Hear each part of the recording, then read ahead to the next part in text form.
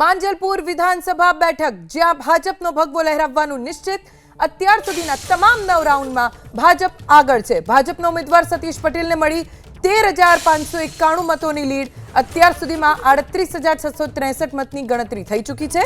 ભાજપના સતીશ પટેલને 25,618 મત મળ્યા। કોંગ્રેસના ભીખાભાઈ રબારીને 12,027 મત મળ્યા છે। અત્યાર સુધીમાં નોટામાં 1,018 મત પડ્યા છે। 9મા રાઉન્ડમાં ભાજપના સતીશ પટેલને 1,986 મત મળ્યા। 9મા રાઉન્ડમાં કોંગ્રેસના ભીખાભાઈને 1,904 મત મળ્યા છે અને 9મા રાઉન્ડમાં નોટામાં પડ્યા છે 104 મત। 9મા રાઉન્ડમાં 3,994 મતોની ગણતરી થઈ છે। અત્યાર સુધીની મતગણતરીમાં ભાજપના ઉમેદવારને 66.26% મત મળ્યા છે અને કોંગ્રેસના ઉમેદવારને મળ્યા છે માત્ર 31.11% મત। અમારા સંવાદદાતા લોરેન્સ પરમાર પાસેથી વધુ જાણકારી પ્રાપ્ત કરીશું। પ્રચંડ બહુમતી યોગેશ પટેલ પછી કોઈને મળી હોય તો એ માંજલપુરમાં સતીશ પટેલને મળી છે। લોરેન્સ, કેવો ઉત્સાહ ભાજપના કાર્યકર્તાઓમાં? ધ્વનિ, હાલ 9 રાઉન્ડને અંતે 13,500 થી વધુ મતથી ભારતીય જનતા પાર્ટીના સતીશ પટેલ આગળ ચાલી રહ્યા છે અને અત્યારે તેઓ કાઉન્ટિંગ જે સેન્ટર છે તેની અંદર ગયા છે અને હું અહીંયા બહાર છું।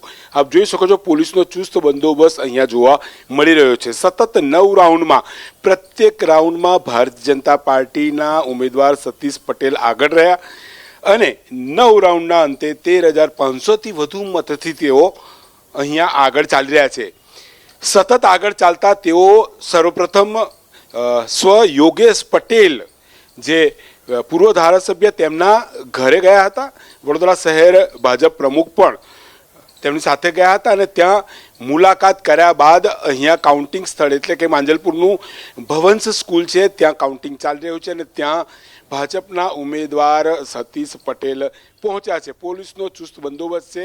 ટોટલ વાત કરીએ તો 16 રાઉન્ડ જે કહી શકાય કે ટોટલ 19 રાઉન્ડની અંદરથી 9 રાઉન્ડની મતગણતરી થઈ। વડોદરા પોલીસ કમિશનર પણ આપ જોઈ શકો છો જે રીતે અહીંયાની સુરક્ષા અને તમામ વ્યવસ્થા લઈ અને અહીંયાથી આગળ વધી રહ્યા છે। ચુસ્ત પોલીસ બંદોબસ્ત વચ્ચે તેઓ સતત નજર રાખી રહ્યા છે। હવે વાત કરીએ ભારતીય જનતા પાર્ટીની તો ભારતીય જનતા પાર્ટીના ઉમેદવાર અહીંયા વિજેતા ઘોષિત થશે જ એ પ્રકારનો માહોલ બહાર જોવા મળી રહ્યો છે। ઢોલ નગારા સાથે જે ભાજપના કાર્યકર્તાઓ, નેતાઓ અને તમામ લોકો સતત બહાર આનંદ ઉલ્લાસ મનાવતા જોવા મળી રહ્યા છે। તો બીજી તરફ ઉમેદવાર ભારતીય જનતા પાર્ટીના ઉમેદવાર સતીશ પટેલ અંદર પ્રવેશ્યા છે।